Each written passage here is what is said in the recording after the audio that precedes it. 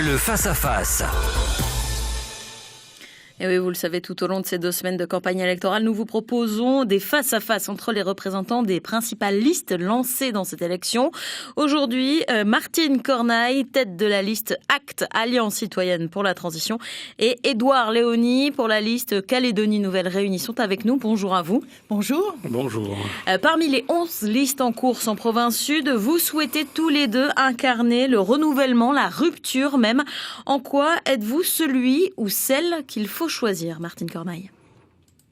Nous sommes les seuls à porter un programme écologiste et solidaire, avec aussi à la clé de nombreuses réformes en termes de vie démocratique. Quand vous dites nous, vous parlez de votre liste. Nous, voilà. D'ailleurs, une précision, notre liste s'appelle ACT, donc Alliance citoyenne pour la transition, mais aussi construire notre pays en Mélanésie, puisque nous nous sommes associés volontairement, en toute connaissance de cause, à une quinzaine de représentants coutumiers pour bien signifier que nous ne ferons rien les uns sans les autres. Édouard Léony, pourquoi, selon vous, il faudrait choisir votre liste pour ce renouvellement? Eh bien, la CNR exprime une idée, c'est la remise en cause d'un mensonge, celui de nous faire croire que le seul choix politique est de se prononcer soit pour Caïn Ensemble ou soit pour Avenir en Confiance. La vérité, c'est que la CNR est l'un des seuls partis qui explique comment financer les mesures d'un programme. Nous avons un programme viable, fondé sur un équilibre sur 10 ans à faire entre des économies progressives de 5 à 40 milliards par an, de nouvelles recettes fiscales progressives sur les oligopoles et les monopoles de 5 à 40 milliards par an et un nouvel emprunt de 50 milliards pour lancer une économie verte du numérique et des zones franches. C'est là-dessus qu'on se retrouve avec Martine Corneille. Martine Corneille, votre réponse? Nous faisons aussi, et c'est une spécificité de ACT, une priorité de l'éducation, puisque nous considérons que ce que l'on donne aux jeunes, c'est déterminant pour leur avenir. Donc nous avons dressé le constat que la Nouvelle-Calédonie sous-investit dans l'enseignement primaire de l'ordre de 27% et que l'État sous-investit dans l'enseignement supérieur de l'ordre de 35%.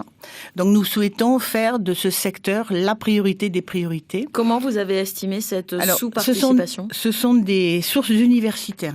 Donc ça a été produit par Monsieur Bunel, qui est donc maître de conférence à l'Université de la Nouvelle-Calédonie. Et donc ce monsieur estime par ailleurs que un investissement massif est nécessaire en termes d'éducation et que après 2 ou 3 ans, cet investissement sera déjà rentable en termes d'amélioration du bien-être personnel, mais aussi pour la société en termes de nouvelles richesses produites. Édouard Léony, que propose votre liste justement en matière d'éducation? Alors sur l'éducation, nous proposons effectivement une refonte de l'école, en particulier une refonte des classes de CP-CE et puis des cours préparatoires et cours élémentaires.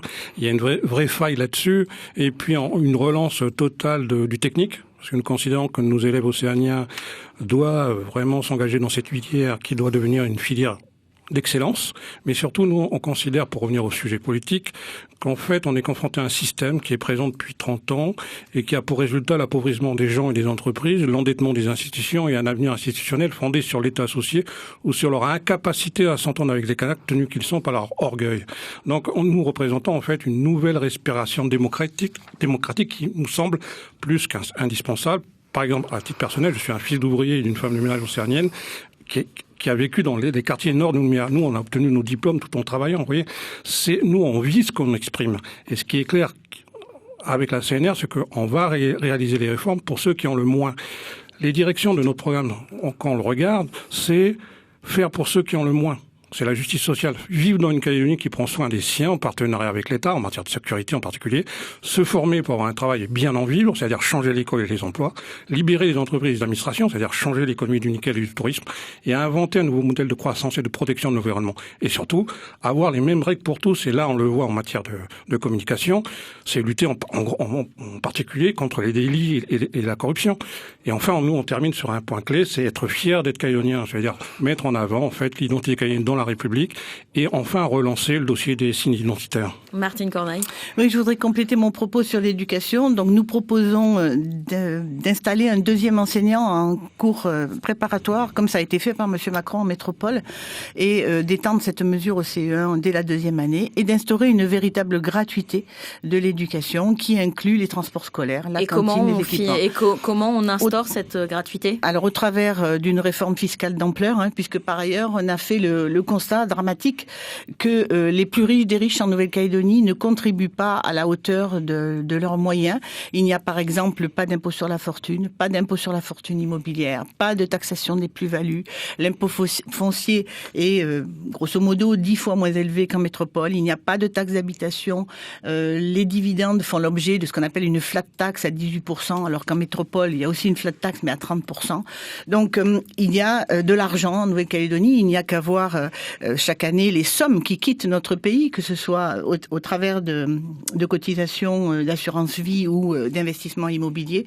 Donc, il faut que la richesse produite en Nouvelle-Calédonie profite davantage aux Calédoniens, et notamment aux 14 000 enfants qui vivent sous le seuil de pauvreté. Il n'y a de richesse qu'humaine. Vous parlez de cet arsenal de taxes. Les Calédoniens disent qu'ils ont déjà des problèmes de pouvoir d'achat. Est-ce que ça ne vient pas en contradiction? Alors, je ne m'adresse pas aux Calédoniens qui ont des problèmes de pouvoir d'achat. En tout cas, cette réforme ne s'adresse pas... La taxe d'habitation et tout ça, alors, sont des choses qui concernent pas tout le monde. Mais on peut envisager complètement d'exonérer la résidence principale. Il n'y a aucun souci.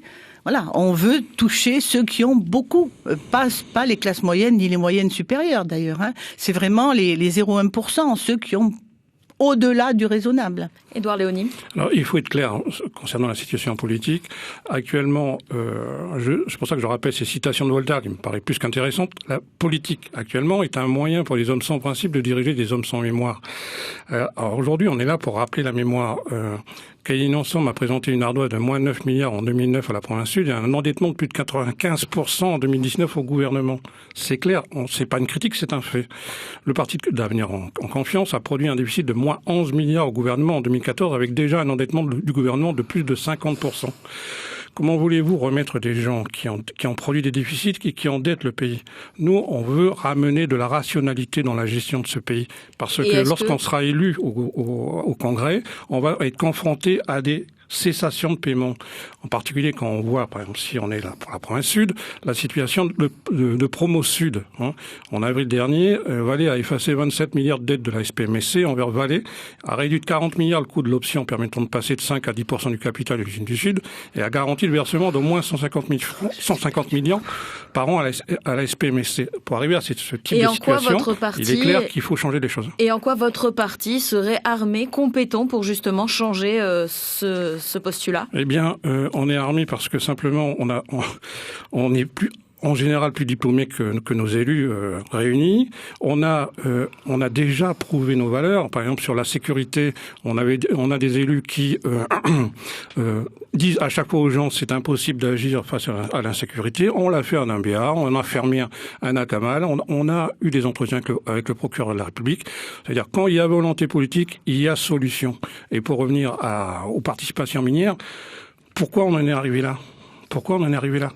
On a 10% des réserves mondiales de nickel et on a un appauvrissement de la population. Malgré tous les investissements, malgré toutes les aides, malgré toute l'expertise des services d'État, il est vraiment temps de revenir à la raison. Le nickel, justement, c'est un des points clés de vos programmes respectifs. Martine Cornaille, pour vous, il faut sortir du tout nickel. En effet, le monde du XXIe siècle n'est plus basé sur le thermo-industrialo-extractivisme. Il faut trouver d'autres façons de vivre. Aujourd'hui, avec l'émergence de nouveaux producteurs, le nickel de la Nouvelle-Calédonie n'est plus ce qu'il l'était. Je crois que c'est de notoriété publique. On ne retrouvera pas les situations qu'on a connues dans les dernières années, comme en 2007 ou 2008. Donc, il faut en tenir compte. Sans parler du fait que nous estimons que, au travers des chiffres dont on dispose et qui malheureusement ne sont pas suffisamment complets, cette industrie du nickel coûte à la Nouvelle-Calédonie plus qu'elle ne lui rapporte. Alors certes, elle est créatrice de 6 000 emplois, mais qui paie les externalités négatives, qu'elles soient environnementales ou sanitaires? Ce n'est pas l'industrie du nickel, puisque cette industrie ne contribue à hauteur du budget de la Nouvelle-Calédonie qu'à moins de 2%. Et que proposez-vous justement pour sortir de ce tout nickel? Alors, dans un premier lieu, nous proposons déjà que le nickel fait sa part lui aussi. En l'occurrence, nous proposons de relever de façon très importante la redevance superficiaire, puisque ça ne semble pas poser de problème juridique. Et nous voulons instaurer donc une redevance d'extraction à 3 taux. Un taux réduit pour le minerai transformé localement, un taux normal pour le minerai exporté dans des usines à capitaux calédoniens et un taux majoré pour le minerai exporté dans des usines sans capitaux calédoniens. Je voulais aussi rebondir sur ce que vous m'avez demandé tout à l'heure, à savoir les questions de pouvoir d'achat. Nous avons là aussi des mesures très fortes pour lutter contre l'injustice sociale. On s'est aperçu vraiment avec beaucoup de stupéfaction que les Néo-Calédoniens gagnaient globalement beaucoup moins qu'en métropole, de l'ordre de 11%, et beaucoup moins que nos voisins australiens, de l'ordre de 52% sur les salaires les plus bas, sur le salaire minimum. Donc on veut relever ces bas salaires, et notamment, et là on rejoint une proposition de la CPME, notamment supprimer les cotisations maladie et maternité, hors maladie professionnelle, qui pèsent sur les salaires pour les reporter sur l'impôt. Il y a des pays où 80% du financement de la santé repose sur l'impôt. Nous voulons atteindre cet objectif. Votre réponse, Édouard Léoni, sur ce dossier économique? Sur le nickel, effectivement, nous on a plusieurs mesures. La première mesure qu'on avait proposée depuis plusieurs années, que j'ai proposée depuis plusieurs années, c'est de mettre en place une organisation des pays exportateurs de nickel avec les Philippines, l'Australie, et l'Indonésie et le Canada, et à l'époque il y avait une mission technique qui avait trouvé solution. Par contre, nos élus, eux, sont toujours basés sur des anciennes réflexions qui sont déjà dépassées. Le deuxième temps, effectivement, j'avais proposé la redevance d'extraction. Nous sommes le seul pays au monde à ne pas avoir mis cette redevance d'extraction. Pourquoi? Mais on le sait bien pourquoi. Et le troisième temps, effectivement, il faudra aider les usines locales. Il y a un moment, il faudra bien, à notre sens, proposer une nouvelle usine de nickel dans le sud, et parce que l'usine de Doniambo est en difficulté. Mais pour revenir au vrai sujet, qui est non seulement donc une mauvaise gestion de la classe politique actuelle, mais c'est les prochaines négociations politiques. C'est-à-dire que les élus qui seront élus le 12 mai auront à négocier l'après 2022. Et là, on se rend bien compte qu'en fait, on a d'une part des élus qui préparent l'État associé, et de l'autre côté, des gens qui sont incapables de négocier avec eux. Pourquoi ? Mais parce qu'ils ne savent pas parler aux indépendantistes. Alors qu'à la CNR, nous avons des liens familiaux et sociaux, nous savons parler avec les indépendantistes, ils nous respectent. C'est la base de toute négociation d'ailleurs. Et justement, cette négociation, on l'a dit, vous ambitionnez d'être dans les assemblées. Comment vous avez l'intention d'être utile si vous arrivez à passer ce cap des 5400 voix pour obtenir au moins un siège à l'Assemblée de province? Bon, il est clair qu'on sera déjà plus utile que ceux qui sont présents et qui arrivent toujours à des difficultés. La vérité, c'est qu'il faut avoir des liens, des racines dans ce pays. À la CNR, on les a. Et avec un seul siège, comment vous pourriez être utile? Si on est là, on n'est pas là pour un seul siège, on est au moins là pour 2 sièges. Et quand on regarde, par exemple, il faut revenir en fait à l'identité de ce pays. Si l'identité de ce pays, c'est un mix entre les populations qui étaient déjà là et les populations qui sont arrivées, qui ont réussi à s'intégrer avec les Mélanésiens. Nous faisons partie de cette population. Mais la vérité, c'est quoi? Comment voulez-vous que les indépendantistes respectent des personnes mises en examen pour détournement, emploi fictif et marché public? Il est clair que nous, on proposera de rester au sein de la République dans le cadre d'une autonomie, mais assumée, sur ressources propres, et en s'occupant principalement des personnes démunies et des classes moyennes en difficulté. Martine Cornaille, même question. Comment, si vous arrivez à passer les 5400 voix, si vous obtenez ces sièges à la province sud, entendez-vous peser et entendez-vous être utile? Alors je continue sur la politique nickel, je suis désolée, parce que je n'ai pas pu tout dire. C'est votre dernière intervention. Tant pis. Nous souhaitons organiser ou préparer un bilan de cette politique nickel, de l'activité nickel en Nouvelle-Calédonie depuis 150 ans, bilan le plus exhaustif possible.